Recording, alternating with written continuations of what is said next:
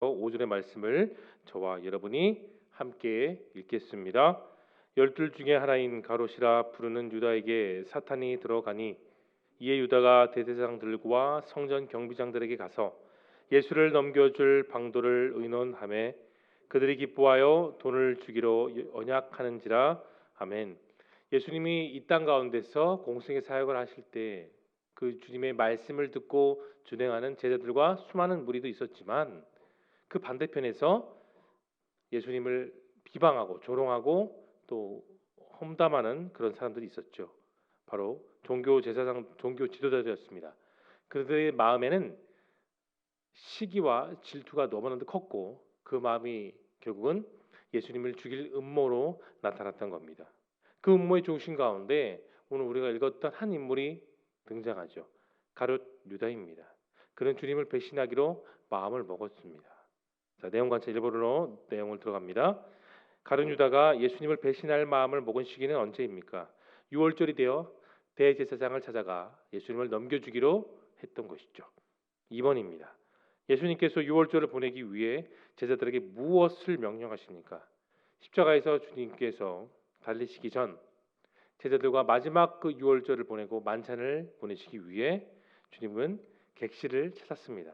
그리고 그 집주인을 찾아 마련된 다락방에 12제자와 함께 모였습니다. 예수님은 제자들을 통해 이 땅 가운데서의 마지막 사명 그리고 사명 직전 가운데 그 행할 일들을 하나하나 준비하고 계셨습니다. 3번 연구와 묵상입니다. 예수님께서는 왜 가룟 유다에게 배신당할 것을 아시면서도 유월절을 준비하게 하십니까? 주님은 하나님의 유일한 아들이시기 때문에 성령의 능력으로 모든 일들을 다 감당하셨고 앞으로 무슨 일이 일어날 것인지를 다 훤히 내다보셨습니다. 자신이 어떻게 어떠한 상황 가운데 누구로 인해 배신을 당할 것인지도 예수님은 이미 다 아셨죠. 그러나 그 길, 바로 그 주님이 가셔야 될 그 길이 사명의 길이기 때문에 주님은 묵묵히 하나하나 감당하셨습니다. 여러분, 출애굽 시대 마지막 그들이 애굽을 떠나는 상황 가운데 이스라엘 백성들이 급하게 했던 예식이 있었죠. 그것이 유월절 예식이었습니다. 죽음의 천사로부터 살아가기 위해 급하게 어린 양을 잡아 그것을 가족들과 나눠 먹었고 그 어린 양의 피를 문설주와 임방에 발라 죽음의 천사가 넘어가도록 모든 예식을 다 치른 것입니다. 그리고 예수님은 그 출애굽 시대에 시작된 유월절의 진정한 의미를 자신이 직접 들이심으로 유월절의 온전한 의미를 완성하여 주셨습니다. 흠없는 죄 없는 정결한 하나님의 독생자 예수 그리스도 사명자는 그렇게 묵묵히 자신의 길을 걸어갑니다. 그 길을 하나님이 이미 계획하셨고 주관하셨으며 끝까지 인도하셨습니다. 아들이신 주님은 그저 순종하며 나아갔던 것뿐입니다. 여러분, 가룟 유다는 생각이 무너지고 마음이 무너지고 거기에 신앙이 다 무너져 내렸어요. 그래서 결국은 역사의 기록이 남았습니다.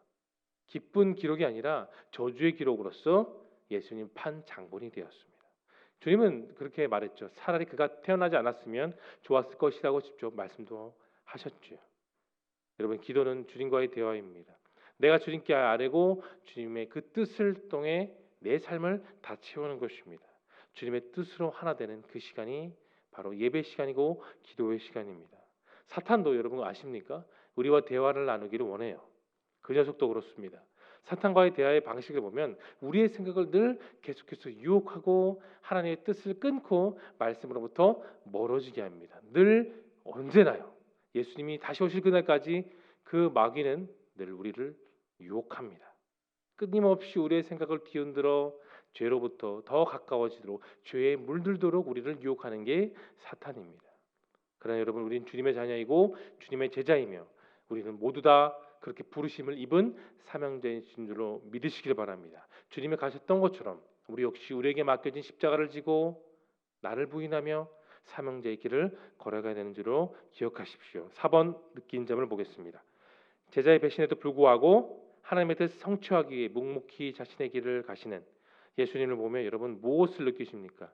유다는 결국은 제자의 길, 사명자의 길을 완수하지 못했습니다. 그는 지옥으로 떨어졌죠. 그 길을 가는 것이, 제자의 길을 가는 것이 그에게 있어서 정말 미칠 노릇이었죠. 아무 이익이 되지 않고 내 수중에 기쁨이 되지 않았다고 생각했기 때문입니다.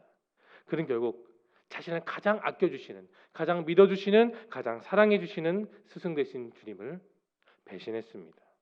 오늘날 이 시대를 가는 성도들은 누구나 예외될 것 없이 유혹에 빠지면, 그 유혹에 넘어지면 신앙도 넘어지고 믿음도 넘어져서 결국은 유다 같은 길을 갈 수밖에 없습니다.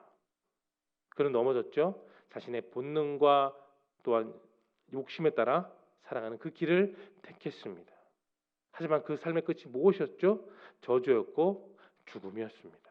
여러분, 묵묵히 자신의 길을 가신 주님은 하나님의 뜻을 기다렸습니다. 인내했습니다. 모든 것을 다 감당하셨죠. 예수님을 향한 하나님의 뜻은 무엇인가요? 예수님은 결국은 화목제물이 돼서 그 십자가 위에서 자신을 희생하고 드리신 어린 양으로서 마지막을 감당하셨습니다.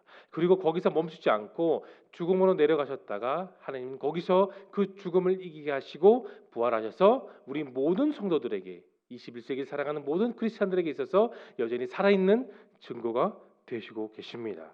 이 뜻은 오직 주님만이 감당하실 수 있는 유일한 뜻이에요. 그렇다면 오늘 살아가는 모든 성도들에 있어서의 사명은 무엇이겠습니까? 항상 기뻐하십시오. 열린 마음으로 기쁨으로 모든 사람을 화명하고 모든 말씀 가운데 기쁨으로 살아가십시오. 역경 가운데서도 그 기쁨으로 살아가는 우리가 되어야 될 것입니다. 쉬지 말고 기도하십시오. 우리의 사명의 가장 핵심은 말씀을 붙들고 주신 말씀을 계속해서 기억하며 적용하며 살아가는 방법이 바로 기도에 있는 것입니다. 그리고 모든 일에 더욱더 감사하십시오. 관대한 마음으로 감사할 줄 알아야 됩니다. 역경과 좌절을 겪을 때마다 내 인생을 더욱더 긍정적으로 변화시켜 주시는 그 주님을 더욱더 신뢰하시기를 소망합니다. 바로 이것이 우리 모두를 향한 예수님의 뜻이고 사명입니다. 주님은 십자가의 사명을 지시고 이루었던 것처럼 우리들은 우리 삶 속에 주어진 사명을 바로 지키고 나아가야 되는 것입니다. 5번 적용입니다. 내가 돈과 명예, 탐욕과 인정 등을 쫓으며 예수님을 배신한 적은 언제입니까? 오늘날 미국의 나이아가라 폭포를 향해 강의 지지가 커다란 얼음덩어리 하나가 떠내려갔다고 합니다.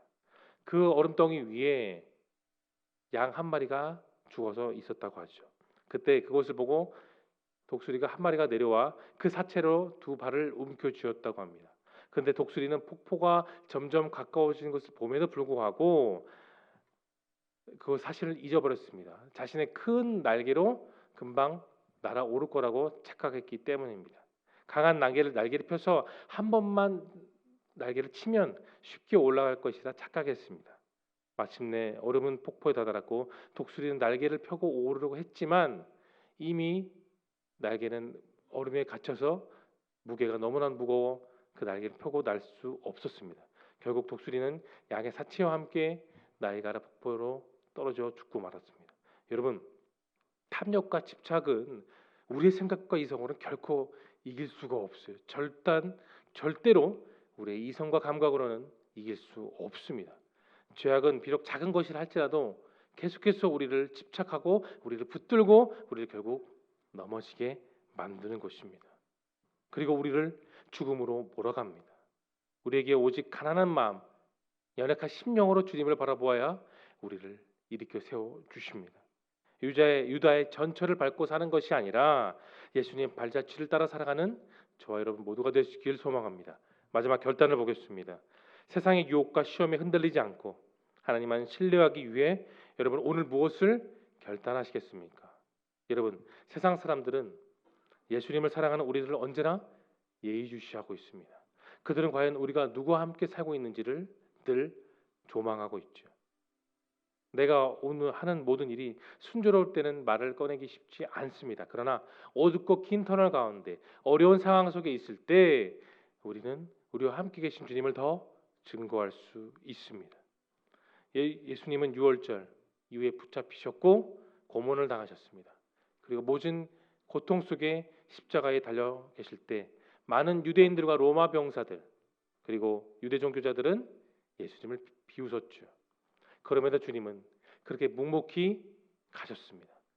그 어려운 상황 가운데 주님은 끝까지 인내하셨습니다. 왜 그러실까요? 자신을 통해 하나님의 모든 계획이 다 완벽하게 이루어질 것을 알고 계셨고 또 믿으셨기 때문입니다. 여러분, 우리의 연약함을 다 동정하시고 공감하시는 그 주님과 함께 동행할 수 있기를 소망합니다. 우리가 더 나은 믿음의 사람으로 살 수 있도록 하나님은 오늘 우리를 그렇게 이끄십니다. 어떠한 유혹과 어떠한 연약함과 어떠한 고난 속에서도 가룟 유다의 삶이 아닌 예수님을 의지하는 삶으로 이 하루를 온전히 주님께 내어드리고 믿고 따라가는 그런 저와 여러분 모두가 될 수 있기를 예수님의 이름으로 축원합니다. 이 시간 함께 기도하며 나아가겠습니다. 오늘들은 생명의 말씀을 기억하며 기도하시고 오늘 화면에 보이는 기도 제목 첫 번째, 주님의 뒤를 따라 묵묵히 삼형제의 삶을 바로 사는 성도가 되게 하옵소서. 두 번째, 세상의 유혹과 시험이 다가올지라도 선하신 뜻을 꼭 이루시는 하나님을 더욱더 신뢰하게 하옵소서. 우리 5월 기도 집중 제목입니다. 재정 부분에 이번 은행에 필요한 모든 재정이 시기적절하게 잘 채워지게 하시고 필요없는 공사가 진행되게 하옵소서. 일본은행 시공 공사 기간 동안에 날짜와 날씨와 모든 환경을 주장하여 주셔서 진행에 차질이 없게 하여 주옵소서. 뿐만 아니라 여러분 마음속에 품고 있는 기도 제목을 놓고 우리 다 함께 뜨겁게 주여 한번 외치고 통성으로 기도하며 나아가겠습니다.